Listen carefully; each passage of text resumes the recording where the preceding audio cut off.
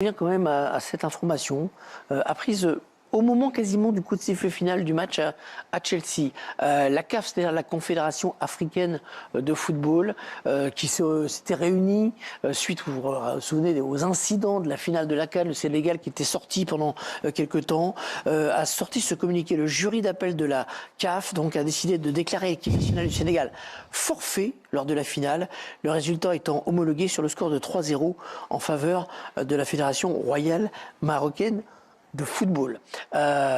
C'est quand même très surprenant. Les Sénégalais étaient sortis, alors pendant un temps effectivement assez important, étaient revenus. Souvenez-vous, il y avait eu le penalty de Brahim Diaz raté dans la foulée et la séance de tir au but. Je sais, j'ai pas de mots. On n'en a pas non plus. Hein. C'était le soir du match ou le lendemain. S'ils avaient fait ce communiqué, à la rigueur, on peut le comprendre. Ouais. Mais là, la prochaine fois, il vaut mieux le faire en 2035 et donner le vainqueur de Après, c'est le temps de la justice. Mais c'est n'importe quoi. Les Sénégalais sont rentrés chez eux avec la coupe. Ouais. Ils ont célébré, ils ont fait la fête. Donc là, qu'est-ce qu'on fait ? Non, on leur enlève la coupe, on la donne au Maroc. Maintenant, peut-être donc les Marocains ne peuvent pas. Il doit peut-être faire aussi un défilé dans les rues du Maroc pour célébrer cette victoire. Franchement, ça. Mais ils le feront pas. Ça décrédibilise la CAF encore une fois. Hakimi a appris cette info en rentrant au vestiaire. C'est la première chose qu'on lui a dit. On lui a dit félicitations, tu es champion d'Afrique. C'est vrai qu'on peut s'interroger sur la. J'en sais rien. Merci. Merci. Il a dû. Ouais, il n'a pas souhaité réagir. On rappelle Regragui aussi, parce que Regragui, son objectif, c'était de gagner la CAN. Il a démissionné. Non, mais mais la question, est-ce que ce titre acquis sur tapis vert comme ça a une valeur en fait pour vous ? Selon moi, aucune. Et là où je rejoins Samir, c'est que pour moi, la CAF s'est complètement décrédibilisée ce soir avec cette décision. Déjà que l'image n'avait pas été très bonne à la suite de cette finale, mais je trouve que là, on a franchi un palier que je ne pensais pas qu'on puisse... La sanction aurait dû tomber le soir du match. Oui, ou le lendemain, au pire. Par rapport à ce qui s'est passé sur le terrain, il y a des règles. Il y a un temps imparti, effectivement. Ils ont dépassé le temps imparti, on peut dire voilà, oui, mais le match ne reprend pas. Même, on le savait qu'ils avaient dépassé le règlement n'a pas changé. Hein. Voilà, c'est le même pour tout le monde. Mais là, c'est suite à l'appel. La séance de tir au but a eu lieu. Oui, et là, c'est suite à l'appel du Maroc. Hein. On a vu dans le communiqué, c'est le jury d'appel de la CAF qui ce soir. Et en fait, la règle est valable pour tout le monde. Et c'est justement, effectivement, pour un règlement que les Sénégalais n'ont pas respecté, c'est d'avoir quitté le terrain pendant une certaine durée sans l'autorisation. Ce qu'on pourrait imaginer éventuellement, c'est que les Sénégalais, pourquoi pas entre guillemets, soient destitués de leur titre, mais alors aller le donner à une équipe qui a perdu au tir au but derrière, c'est ça qui est aussi étrange, quoi. Les Sénégalais, est-ce qu'ils peuvent faire appel au truc olympique ? Appel de l'appel ? Ouais, appel de l'appel. Et peut-être que... Ils réfléchissent. À la prochaine fois, on va dire que c'est le Sénégal qui a gagné. Je pense que l'histoire n'est pas terminée. Je pense que l'épilogue de cette histoire on n'en est pas encore là. Mais c'est un peu à l'image de cette finale. On a tous été un petit peu interloqués par ce qu'on a vu. Et en fait, aujourd'hui, ce qu'on apprend, ça va avec ce qu'on a vu, en fait. Ouais, bien, je me dis qu'en fait, ce qui s'est passé, c'est que depuis cette finale, il a dû se passer peut-être des actions de pression politique en coulisses, peut-être, pour que il y ait un revirement, mais c'est encore plus pathétique. Je sais pas, je me dis, comment ils ont pu prendre cette décision d'un revirement ? C'est qu'il y a eu des pressions quelque part. Petite image de Brahim Diaz, qui était le héros malheureux de cette finale avec cette il est champion, il a plus fait de Panenka. Alors apparemment, il aurait appris sur le banc, dans les arrêts de jeu du match. Ça le rendrait pas plus heureux. C'était ce soir, ça. Non, ça le rendra pas plus heureux. En vrai. Je sais pas si mais peut-être que ce qui s'est passé avec les autres joueurs qui ont mal pris le fait qu'il ait fait la panenka, ils vont l'embrasser. Ils vont l'embrasser, merci. Bon, tout le monde a perdu en tout cas, quoi qu'il arrive. Le foot a perdu. Ouais. Bon, écoutez, ça va faire parler, ça c'est sûr, et on verra s'il y a un recours effectivement de la Fédération sénégalaise. On rappelle que le Sénégal est un adversaire de la France. Ce sera le premier adversaire de la France durant la Coupe du Monde. Je ne sais pas encore s'il y a des suspensions qui vont tomber également officielles pour les joueurs sénégalais contre... Sacrée soirée pour Sarr. Non. Il a perdu la CAN, il a fait une erreur, il s'est fait remplacer à la mi-temps. Juste une dernière chose, Hervé, je pense que les règles de la FIFA, elles sont valables en Afrique, en Asie, aux Amériques, en Europe. Ce sont les mêmes partout. Elles sont faites par la FIFA, elles doivent être respectées partout, sur tous les terrains.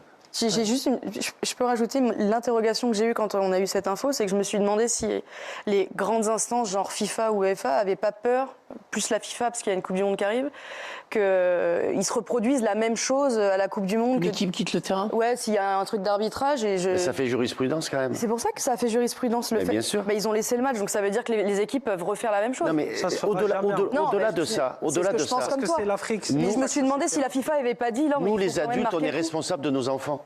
Qu'est-ce qu'on va dire à nos enfants si un jour ils quittent le terrain, ils disent nous on n'est pas d'accord avec la décision, on rentre au vestiaire. Mais qu'est-ce qui t'empêche qu'une équipe de Coupe du Monde dise pas le Sénégal l'a fait, donc moi je peux le faire? Le problème c'est que pour autant le Maroc ils ont perdu quoi. Voilà. C'est ça le souci et ça va faire qu'alimenter en Afrique notamment, je pense, le sentiment qui était présent, qu'à la fin de la fin il fallait que le Maroc gagne. Donc là on leur invente des buts qu'ils n'ont pas marqués. Donc bravo à Hakimi et ses copains. Mais en vrai eux, ils seront peut-être contents, les Marocains, mais bon, moi, je les ai pas vus marquer le but vainqueur. Et là, il n'y a pas de bravo, là. Et je ne suis pas sûr que tous les Marocains soient contents et soient fiers de cette victoire. Pour répondre juste à votre question, Hervé, non, il n'y a pas de modification de sanction pour les Sénégalais, mais par exemple, Saïbari, vous savez, l'affaire de la serviette derrière le but, lui, voit sa sanction réduite. Ah oui. Alors ça, c'était vraiment. Du coup, il l'a plus fait, quoi. C'est énorme. Il n'était pas devant le gardien. Il n'était plus devant le gardien, en fait. Alors c'était une des images les plus scandaleuses. Ouais, moi j'ai trouvé que c'était scandaleux. L'agression du gardien pendant le match, on n'avait jamais vu ça. Bon bref. Alors, on revient à la Ligue des Champions avec Arsenal qui a donc fait 8 sur 8 lors de la première phase. L'air de rien, le nul à Leverkusen au match aller, le premier match que les Gunners ne gagnent pas. Ils ont même failli le perdre. Ils ont eu un penalty fantôme assez généreux en fin de match. Ils étaient en tout cas favoris ce soir, Guillaume Petzak.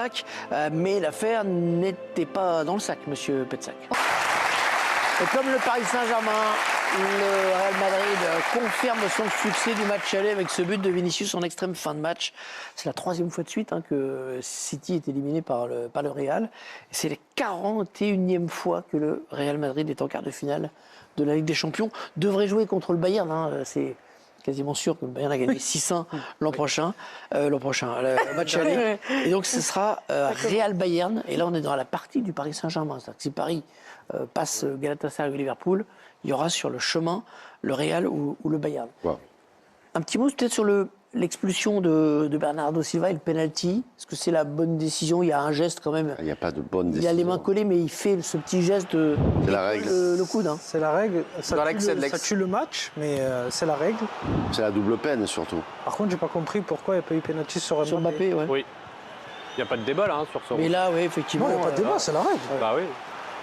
Non, même si parfois on peut avoir un réflexe. Dans le sens où je suis pas sûr que ce soit 100% volontaire, mais malgré tout. Non, mais il écarte le bras. 2000% volontaire. Il ouvre. Ça, c'est volontaire. Non, mais des fois, tu as des mauvais réflexes, c'est ça que je veux dire. Oui, mais un mauvais réflexe peut être volontaire. Effectivement. Malheureusement. Je sais pas, dans le mot réflexe, le volontaire, je trouve que ça va pas ensemble. La double peine est terrible. Le penalty et le carton rouge. Oui. Ah oui, mais c'est vrai, sur une décision. Je vous propose d'écouter Vinicius. Il est au micro de Margot Dumont. Qu'est-ce qu'il dit?